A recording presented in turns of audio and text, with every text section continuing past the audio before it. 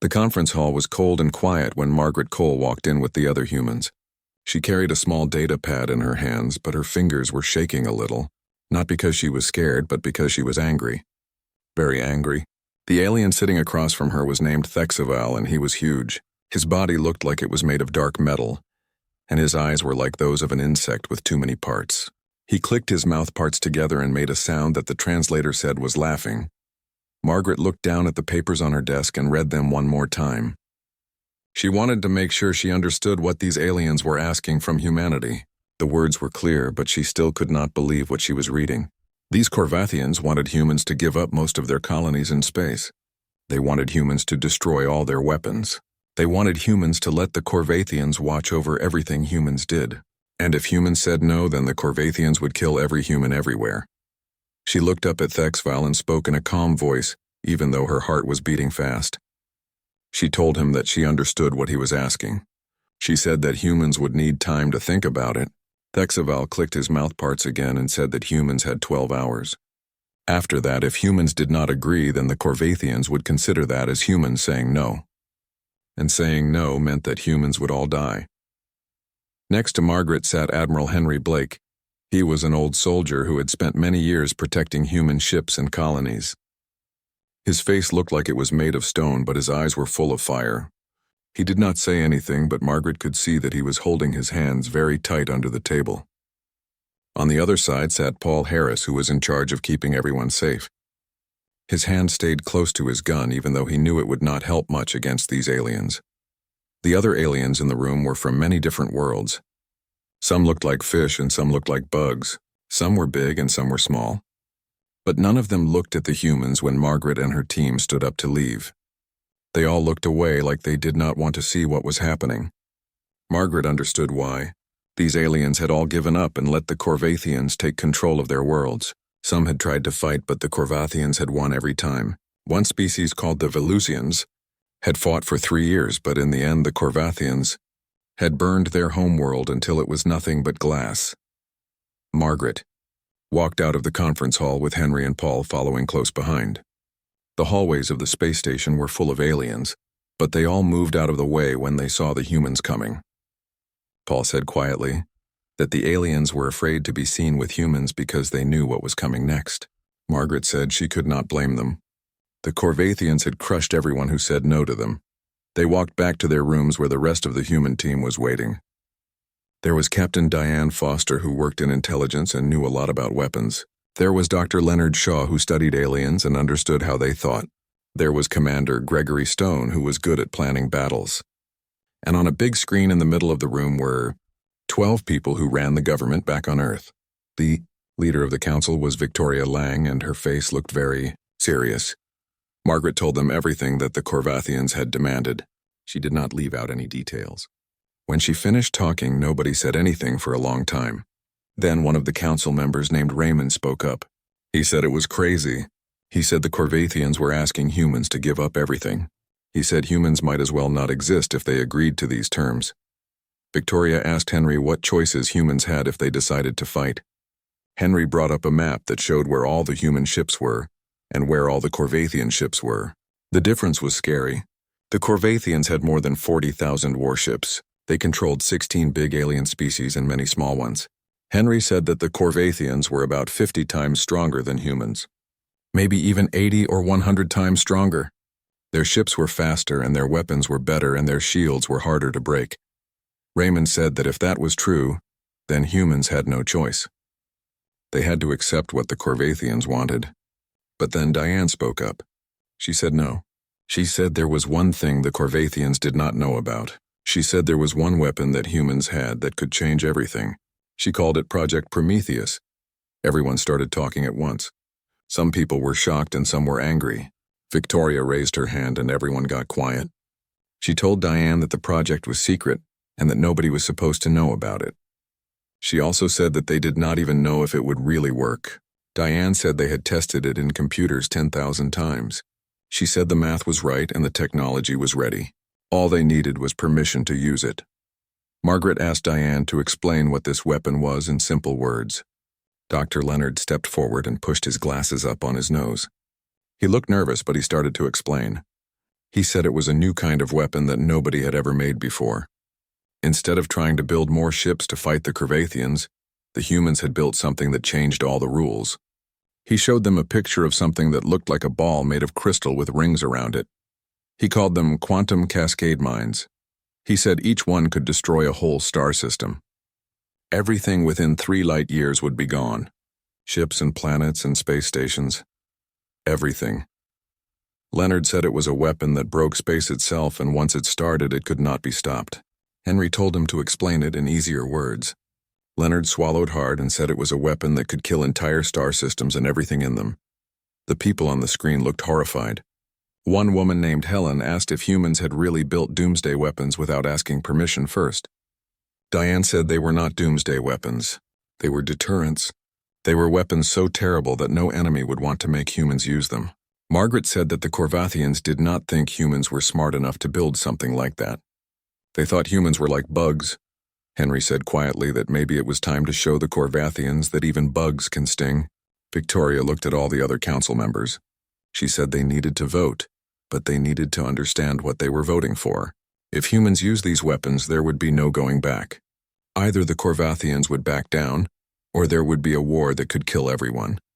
Raymond said that if humans did not use the weapons, then human civilization would end anyway, just more slowly. The vote happened fast. When it was done, Victoria looked pale but determined. She told Margaret and Henry that they had permission to show the Corvathians what Earth's answer was. She told them to make it very clear that humans would not give up. And she told them to make it very clear what would happen if the Corvathians attacked. Margaret asked what about the other alien species that the Corvathians had already conquered. They would be caught in the middle if a war started. Victoria said coldly that those aliens better choose their side carefully, because in 12 hours the galaxy was going to learn that humans do not negotiate from weakness. The screen went dark and the humans were alone in the room. Paul asked quietly if anyone really thought the Corvathians would back down. Henry checked his gun and put it back in his holster. He said the Corvathians had ruled the galaxy for 20,000 years because nobody had ever made them pay a price for being bullies. He said that tomorrow that was going to change. Margaret looked out the window at the stars. Somewhere out there, human families were living normal lives. Kids were playing and farmers were growing food and people were building new cities on new worlds. They did not know that their whole future was about to be decided. And in secret places all across human space, the quantum cascade mines were waiting for someone to turn them on. Margaret whispered a prayer and hoped that God would help them all. The Corvathians came back to the conference hall exactly 12 hours later, and they brought guards with them. The guards wore black armor that shined like mirrors, and they stood very still like statues. Thexval walked in front of them, and he moved like he had never lost a fight in his whole life. He looked confident and sure of himself. The conference hall was full of aliens from every corner of the galaxy. They had all come to watch the humans give up and surrender to the Corvathians. Some of the aliens looked sad for the humans, but most of them just looked relieved that it was not their turn to face the Corvathians today. Margaret and Henry stood at their station waiting. Behind them was a big holographic screen that showed a map of human space with all the stars and planets marked on it. Thexval looked at them and asked if they had an answer. Margaret said yes, they had an answer. But first they wanted to show the Corvathians something. She said they wanted to demonstrate what human technology could do. She said it would help everyone understand the context of their response. Thexval clicked his mouthparts in that way that meant he thought something was funny. He said the humans wanted to impress everyone with their primitive technology. He said that was fine because everyone could use some entertainment. The other aliens in the room laughed a little. Margaret did not react to the laughter. She just nodded to Diane, who turned on the holographic display. The star map zoomed in on a system far away at the edge of human territory. Diane explained that this was the Barnard system and nobody lived there. There were no planets that could support life and the system had no strategic value. She said humans had been using it as a testing range for weapons. Thexval said that was very fascinating, but asked if there was a point to all of this. Henry said the point was that humans wanted to demonstrate their newest defensive technology in a place where nobody would get hurt. He said they wanted the Corvathians to see with their own sensors exactly what humanity was capable of. He pointed at the display, which now showed a live feed from cameras positioned around the Barnard system. The system had a small red star in the middle and 3 rocky planets orbiting around it, along with a field of space rocks and debris. Henry said that in 30 seconds humans were going to detonate 1 quantum cascade mine at the edge of the Barnard system. He invited all the aliens to check the readings with their own sensor networks to verify that what they were about to see was real. The room became completely silent. Even Thexaval leaned forward a little and his many eyes focused on the display. Diane began counting down. She said 20 seconds, then 15, then 10. At 0, nothing seemed to happen for a moment. Then the cameras started showing something impossible. Space itself looked like it was being torn apart, like fabric being pulled from different directions. The effect started small, just a point of pure darkness where the mine had exploded, but it grew very fast. The darkness spread out and swallowed up the light around it. As it expanded, the quantum cascade became visible as colors that should not exist. Colors that hurt to look at. The wave moved faster than light itself, spreading through space in ways that should not be possible. When the wave reached the first planet, the world just disappeared. It did not explode or burn up. It simply stopped existing, like someone had erased it from reality. The cascade wave kept going and swallowed the second planet, then the third. Then it reached the star. The red star flickered once, then twice. It tried to keep burning, but the quantum instability tore apart the forces that held the star together. In less than 1 second, the star became a cloud of cooling gas that spread out into space. The whole process from start to finish took 47 seconds. The conference hall erupted in chaos. Aliens from a dozen different species started shouting in their own languages. The translators could barely keep up with all the noise. The fish-like Kelver made a sound like it was drowning. One of the bug aliens fainted and its body fell to the floor with a crash. Some aliens ran for the doors. Others just sat in their seats looking shocked and unable to move. Only Thexaval stayed silent, but his eyes reflected the dying light of the Barnard star on the screen. Margaret waited for the noise to die down a little. Then she spoke in a loud, clear voice. She said that was one mine, one single weapon. She said humans had manufactured 374 of them. She pressed a button and the star map expanded to show the whole sector. Red dots appeared all over the map, scattered throughout Corvathian space. Each dot marked the location of a deployed quantum cascade mine. Diane continued the explanation. She said that over the past 6 months, humans had been secretly deploying these devices throughout the galaxy. 52 were currently in orbit around Corvathian colony worlds. 18 were positioned near major Corvathian shipyards. 73 were in the home systems of species that were currently under Corvathian control. Her voice was calm and professional, like she was reading a grocery list instead of describing weapons of mass destruction. Thexval finally spoke, and his voice did not sound as confident as before.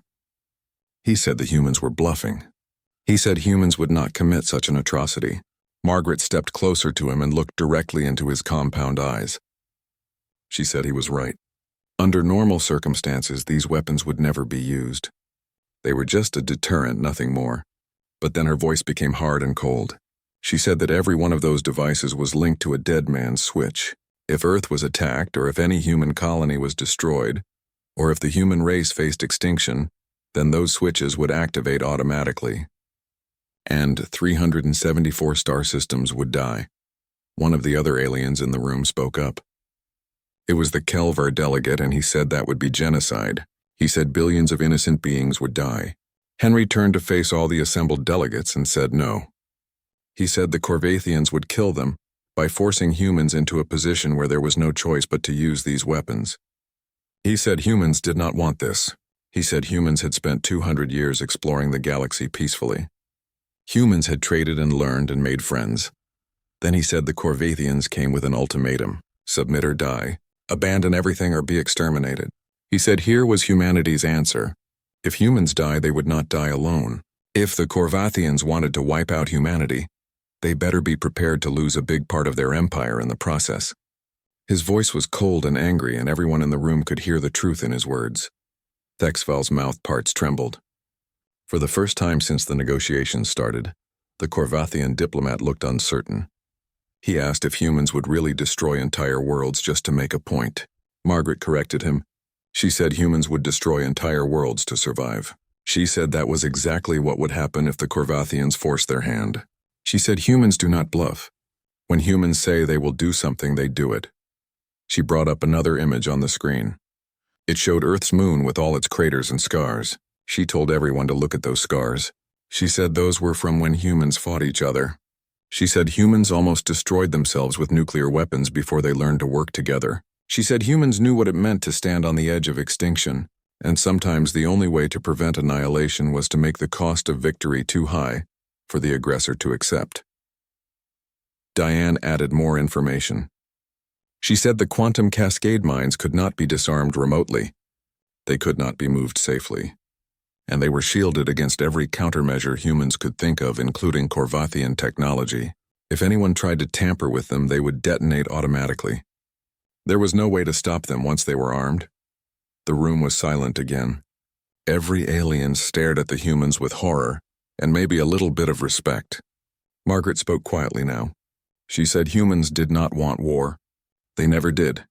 All humans wanted was to exist peacefully among the stars, to build homes and raise children and contribute to galactic civilization. But humans would not submit to slavery. They would not abandon their worlds.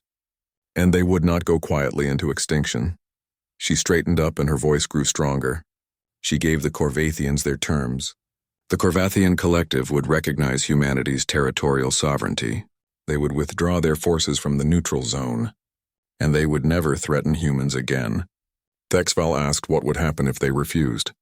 Margaret said then everyone would learn why humans tell stories about mutually assured destruction. They would learn that sometimes the smallest species can inflict the deepest wounds. And they would learn that conquest has a price that even the Corvathian collective cannot afford to pay. Henry brought up one final image. It showed the locations of the Corvathian home system and its 5 major colony worlds. Each one had multiple red dots orbiting nearby.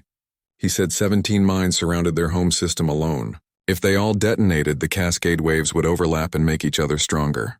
He estimated that the quantum instability would last for decades. The entire region would become uninhabitable forever. Thexval stood frozen, unable to move or speak. Finally, he said this was madness. He said humans had destabilized the entire galactic order. Margaret said no. She said the Corvathians destabilized it when they decided that might makes right, when they declared that older species had the right to dominate. The Corvathian war fleet floated in space like a dark cloud of metal and death. Thousands of warships were arranged in perfect patterns that stretched for millions of miles. Inside the command ship called Eternal Dominance, the Supreme Commander Zarakthal was holding an emergency meeting with all the top military leaders of the collective. Holographic images of 36 fleet commanders and governors filled the huge chamber. Everyone was waiting for Zarakthal to speak. Zarakthal ordered them to show the footage again. On the screens, the Barnard system died one more time. The star became a cloud of gas in less than a minute. Zarakthal watched it very carefully like a hunter studying dangerous prey. When the footage ended, he asked for analysis. A commander named Vormix, who was in charge of weapons research, stepped forward. His scales changed colors in a way that showed he was very worried. He said the humans called it a quantum cascade mine, and their sensors had confirmed the readings were real. It was not fusion or antimatter or anything they had seen before. The device created a disruption in the quantum field that held space and time together. Zarakthal asked if they could defend against it. Vormix said no. Their shields were designed to stop energy weapons and physical projectiles. This weapon did not destroy matter in conventional ways. It erased the fundamental forces that held matter together. Ships and shields and planets and even stars were all equally vulnerable. There was no defense. Another commander named Thexvor said they should just destroy the human production facilities, find where they made these weapons and eliminate them. But the intelligence director Kalresh said they had already tried. Over the past 6 hours, they had used every spy and surveillance tool they had to locate the production centers. They found nothing. The humans had built these weapons in complete secrecy. Zarakthal asked about the deployed devices. Could they locate and neutralize them? Vormix said no again. The devices were very hard to detect even when they knew where to look. They gave off almost no energy until they were activated. And according to the human claims, any attempt to tamper with them would cause immediate detonation. Kalresh added that they could not verify those claims without triggering one of the mines. The chamber fell silent as everyone understood what that meant. Zarakthal spoke slowly. He said the humans had deployed 374 of these weapons. If even half of them were positioned as claimed, they could devastate the collective. Hundreds of billions would die. Entire sectors would become uninhabitable. HFY insisted it was a bluff. He said no species would actually commit such an atrocity. The galactic community would turn against them. But Governor Prelthox, who administered the core worlds, asked if they really would. He said the humans had made their position clear. If the Corvathians forced them to use these weapons, the blame would fall on the Corvathians for pushing them to it.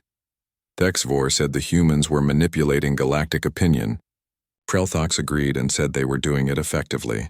He said he had already received messages from 17 subjugated species. They were watching the situation very carefully. If the Corvathians backed down, their authority would weaken. If they attacked and the humans followed through, those species might see it as an opportunity for rebellion. Either way, the collective faced problems. Zarakthal asked what they knew about human psychology. Were humans capable of such an action? Kalaresh pulled up files on human history. He said humans had nearly destroyed themselves in nuclear warfare during their early space age. Multiple nations had developed enough weapons to make their entire planet uninhabitable. Yet they held back from total war for decades through something they called mutually assured destruction. Vormix noted that humans had used this concept before. Kalaresh said yes, and eventually humans moved past it and dismantled most of their nuclear weapons and unified their world. But the fact remained that they had lived under the threat of self-annihilation for nearly a century.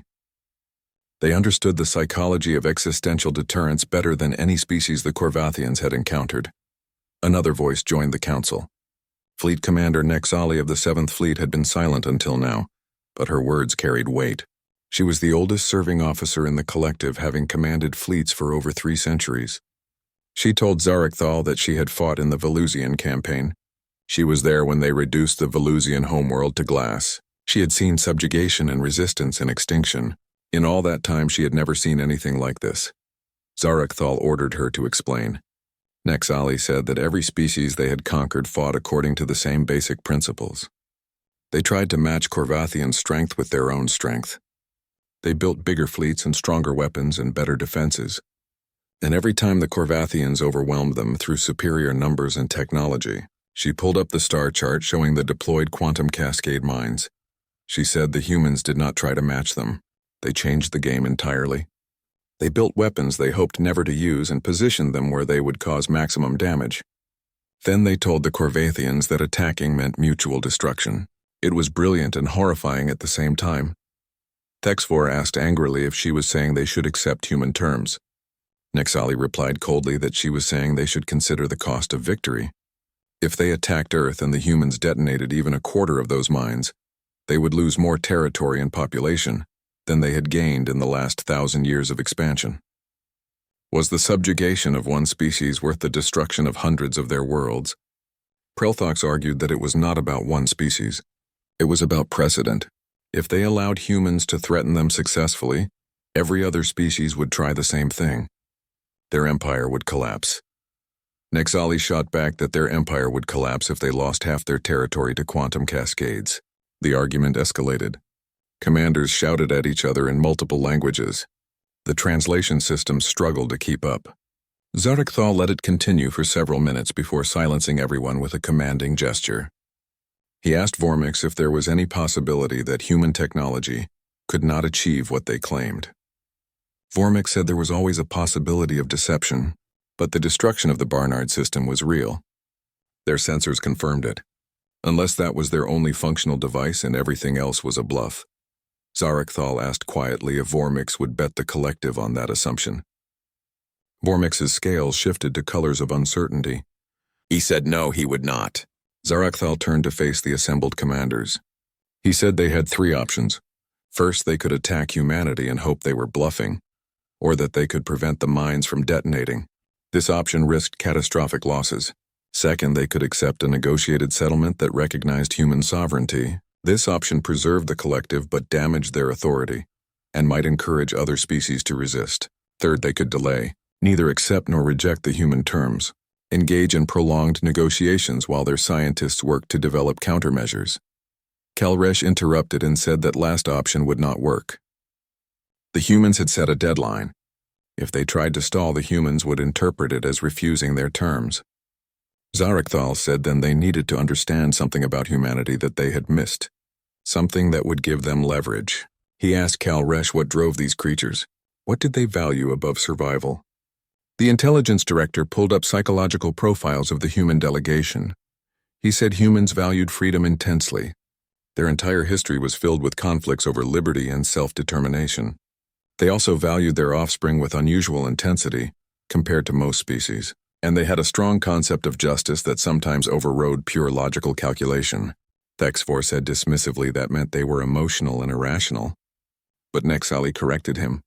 She said no, they were principled. There was a difference. An irrational species could not have built the quantum cascade mines. A principled species would die before violating their core beliefs.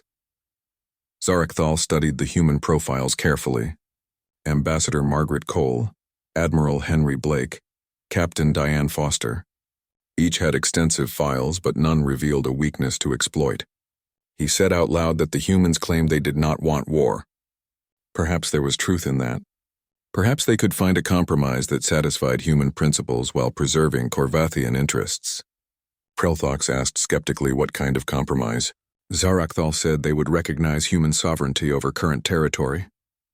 They would withdraw from the neutral zone, but they would extract concessions in exchange. Technology sharing, trade agreements favorable to the Corvathians, limitations on future human expansion. Thexvor predicted the humans would refuse. He said they held all the cards. But Zarakthal asked if they really did. He said the humans had deployed weapons they hoped never to use. Weapons that made them look like mass murderers to the rest of the galaxy. They were walking a tightrope trying to appear strong enough to deter the Corvathians, while not so aggressive that other species turned against them. The Supreme Commander turned to the communications officer. He told him to open a secure channel to Ambassador Cole. He wanted to negotiate personally, not at the station but on neutral ground with minimal. The meeting place was a small diplomatic ship floating alone in empty space halfway between the Corvathian fleet and the space station. No weapons were allowed. No guards were permitted. Just two beings trying to prevent a war that could destroy the galaxy. Margaret arrived first in her small shuttle and docked with the ship's airlock. She entered the small conference room and looked around. There was a table and 2 chairs and a display screen. Nothing else. She waited and her heart was beating faster than she wanted to admit. This was unprecedented. Supreme commanders of the Corvathian collective did not meet alone with ambassadors from lesser species. The fact that Zarakthal had agreed to this meeting meant something important. She hoped it meant there was a chance for peace. The opposite airlock opened and Zarakthal entered. Up close, the Supreme Commander was even more imposing than in holographic form. He was nearly 3 meters tall with compound eyes that seemed to see everything at once. His mouth parts looked like they could crush steel. His body armor bore the scars of 1,000 battles, and he moved with the confidence of someone who had never been defeated. For a long moment, they just stared at each other. Zarakthal spoke first. He said she came alone. Margaret replied that so did he. She said they were both capable of trust even if their governments were not. Zarakthal made a sound that might have been laughter. He said, or they were both desperate enough to try anything to avoid the alternative. They sat down with the table between them, feeling like a vast empty space. Margaret asked why he wanted this meeting. Zarakthal said he needed to know if she was serious, if humanity would truly detonate those weapons. Margaret looked him directly in the eyes and said yes. They were serious. They would detonate them. Zarakthal asked, even knowing that they would kill trillions of innocent beings. Civilians who had no say in their government's decisions. Margaret's face became hard. She said yes, even knowing that. She said those same innocent beings would stand by while the Corvathians exterminated humanity. She said survival was not a luxury they could afford to be selective about. Zarakthal leaned back in his chair, and his body language changed to something that looked contemplative. He said he had lived for 473 Earth years. In that time, he had commanded fleets in 62 campaigns. He had subjugated 41 species. Some resisted. Most surrendered. A few fought to extinction rather than submit. Margaret asked if this was supposed to frighten her. Zarakthal said no. It was supposed to help her understand his perspective. In all those centuries and all those conquests, he had never encountered a species like humans. Margaret said humans were not that special. Zarakthal corrected her. He said humans were unique. Most species followed predictable patterns. They valued survival above all else. When faced with overwhelming force, they submitted. It was logical and rational, but humans valued something even more than survival. They valued freedom, and that made them unpredictable and dangerous. Margaret asked if this was where he told her that he had to destroy humanity because they would not submit. Zarakthal said no. This was where he told her that he believed her. He believed humans would detonate those weapons if pushed, and he believed that doing so would destroy the collective as surely as it would destroy humanity. Margaret felt a surge of hope. She asked if he was willing to negotiate. Zarakthal said he was willing to understand. He told her to explain what humanity really wanted. Not the public demands. The truth. What was the end game? Margaret considered her answer very carefully. Everything depended on getting this right. She said humans wanted what every intelligent species wanted. To exist, to grow, to build something that would outlast them. When humans first reached the stars, they dreamed of a galaxy full of friends and allies. They imagined trading knowledge and sharing cultures and building something greater together. Zarakthal pointed out that they built weapons of mass destruction instead. Margaret said yes after the Corvathians threatened them with extinction. The quantum cascade mines were not their dream. They were their nightmare. Humans built them because they had no choice. And yes, they would use them if they had to. But they did not want to. She leaned forward and her voice became intense. She asked if he knew what would happen to humanity if they detonated those mines. Even if they survived the Corvathian retaliation, they would be pariahs. The species that killed trillions, the monsters who destroyed hundreds of worlds. Every other civilization would fear them or hate them or both.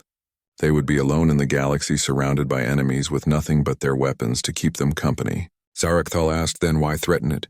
Why not simply submit and hope for mercy? Margaret said flatly because they had studied Corvathian history. They knew what happened to species under Corvathian rule. They lost their culture and their identity. Within a few generations, they became tools of the collective barely distinguishable from slaves. That was not survival. That was extinction with extra steps. Zarakthal was silent for a long moment. He said she understood them better than he expected. Margaret said humans had been watching the galaxy for 200 years, learning and preparing and hoping they would never need to use what they learned. But humans were realists. They knew eventually they would encounter a species like the Corvathians, a conqueror who saw their youth and weakness as an invitation to dominate them. Zarakthal said so humans built a deterrent. Margaret said they built the only deterrent that could work against an enemy as powerful as the Corvathian collective. They could not beat them in a conventional war. They could not match their technology or numbers, but they could make victory so costly that the Corvathians would choose peace instead. Zarakthal stood and moved to the window looking out at the stars. He said the collective had maintained order in the galaxy for 20,000 years. They had prevented chaos and settled disputes and enforced peace. Not perfectly, but effectively. What humans were proposing would undermine all of that. Margaret corrected him.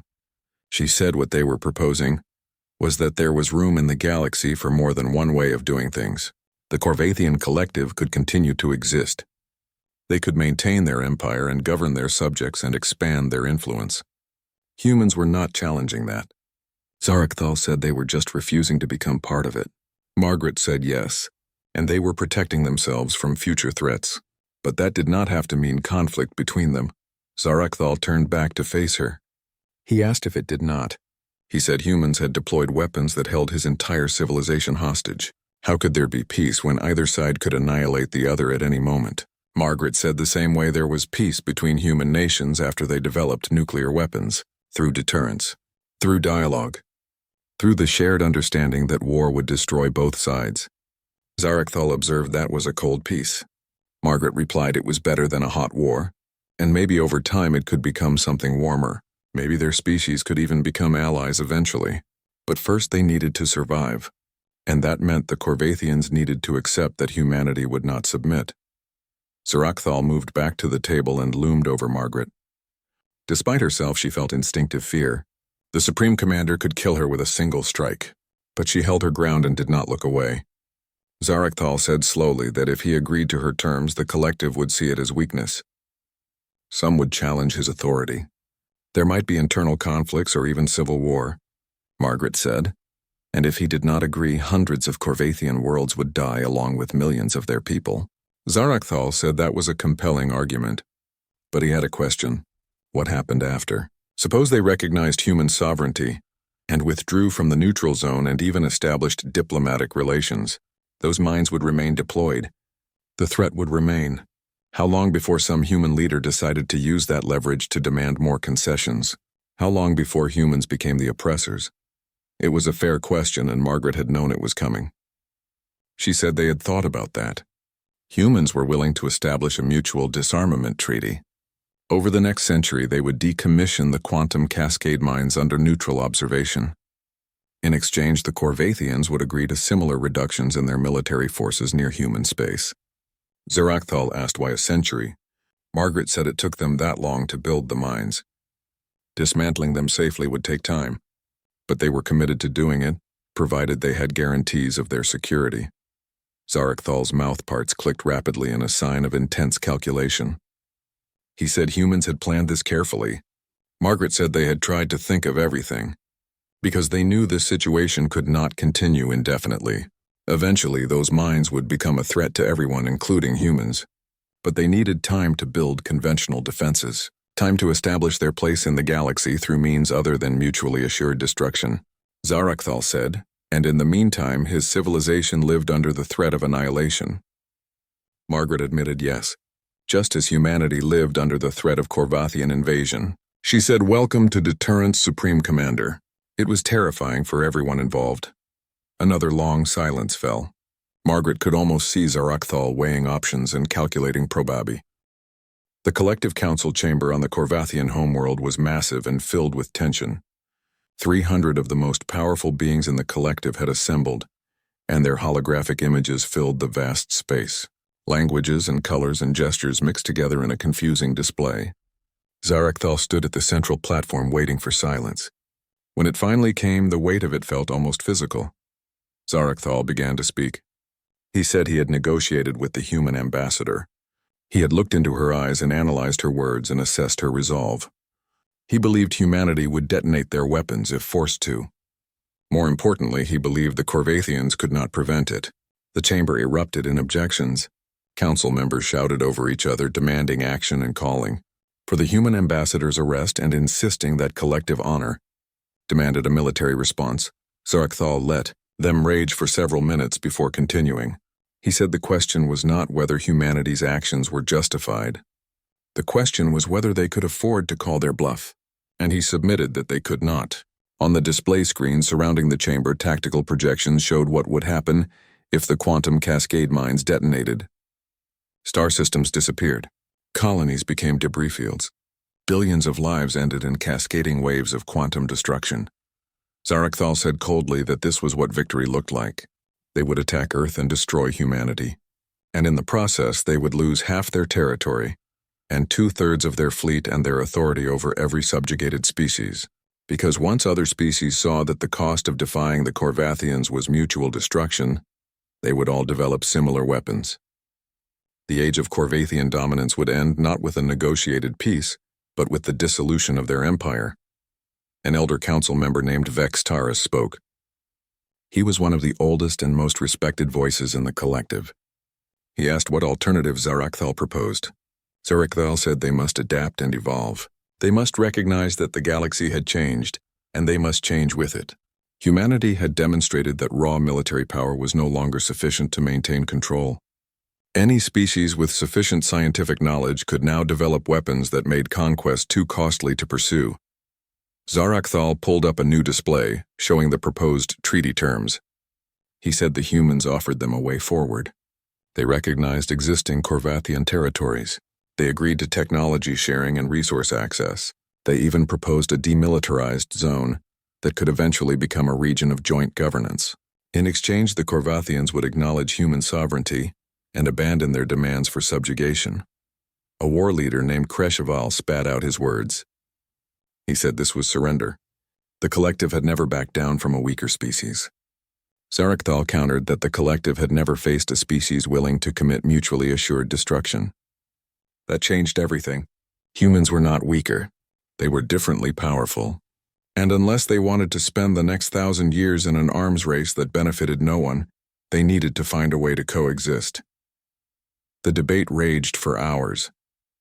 Some council members argued for immediate military action, convinced that humanity would never follow through. Others supported negotiation, seeing the wisdom in avoiding catastrophic war. Still others proposed compromise positions, attempting to save face while accepting reality. In the end, the vote was closer than Zarakthal had hoped. 212 in favor of accepting the treaty terms. 88 opposed. It was enough.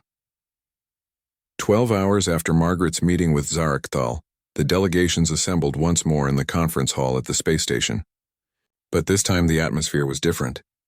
Representatives from dozens of species packed the chamber, not just to witness humanity's fate, but to see the beginning of a new era in galactic politics. Margaret stood at the human station with Henry beside her. Across from them, Zarakthal led the Corvathian delegation. A neutral arbiter presided over the formal proceedings. He was an elderly member of the Volusian remnant species. He said they were gathered to witness the formalization of an unprecedented agreement. The Corvathian Collective and United Earth had reached terms that would reshape galactic politics for generations to come. Margaret stepped forward. She said on behalf of United Earth and all human colonies, she affirmed their commitment to peaceful coexistence with the Corvathian Collective and all species present. Humans did not seek conflict. They sought only to preserve their freedom and sovereignty. She said she was grateful that wisdom had prevailed over war. Zarakthal spoke next. He said the Corvathian Collective acknowledged the sovereignty of United Earth and recognized humanity's right to self-governance. They withdrew all territorial claims over human space and agreed to the establishment of a demilitarized zone between their territories. The arbiter nodded and said, "Let the terms be read into the record." For the next hour, officials from both sides detailed the agreement. Territorial boundaries were defined. Technology sharing provisions were outlined. Trade arrangements were established. The gradual decommissioning of the quantum cascade mines under neutral observation was scheduled. The creation of a joint council to mediate future disputes was announced. But perhaps most significantly, there was a clause that other species could petition to join this framework, creating a multipolar galactic order rather than one dominated by a single empire.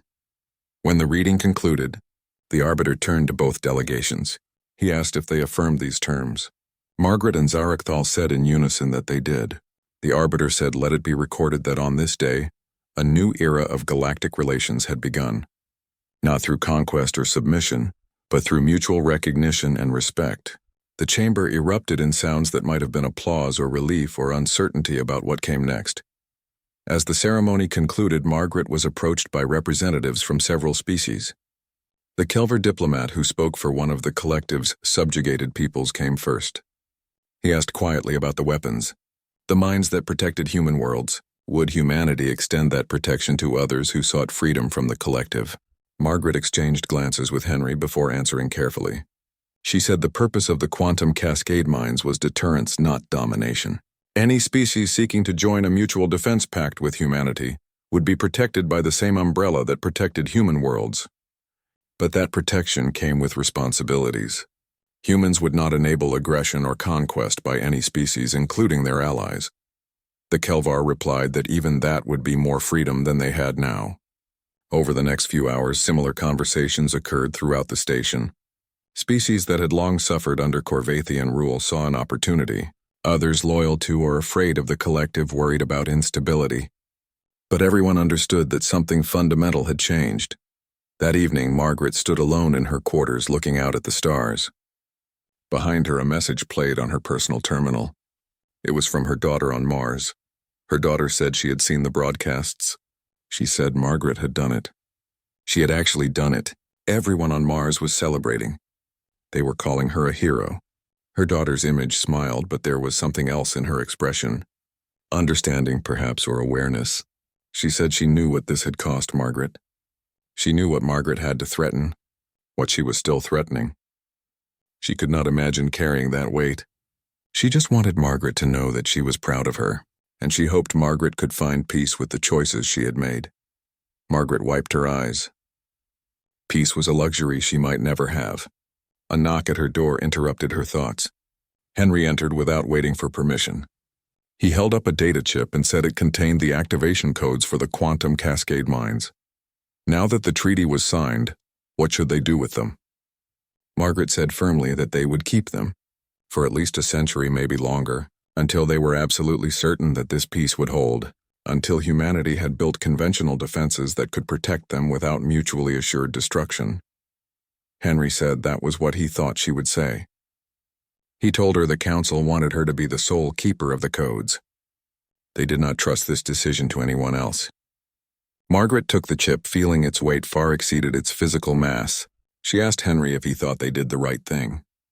Henry replied that he thought they did the only thing, and maybe that was all any of them could hope for, to make the choice that let tomorrow come. Margaret asked even if tomorrow came with blood on their hands. Henry said they did not pull the trigger.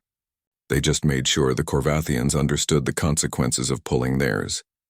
Margaret nodded slowly, but the doubt never fully left her eyes. In the days that followed, the galaxy adjusted to its new reality. The Corvathian collective, while still powerful, was no longer the unchallenged ruler. 5 species immediately petitioned to join humanity's mutual defense pact. Others watched carefully, assessing their options. Trade routes shifted and diplomatic relationships reformed, and slowly, carefully, species that had long been enemies began conversations about a different kind of galactic community. 6 months after the treaty signing, the first Quantum Cascade mine was successfully decommissioned. The process took 3 weeks and involved safety protocols developed jointly by human and Corvathian SC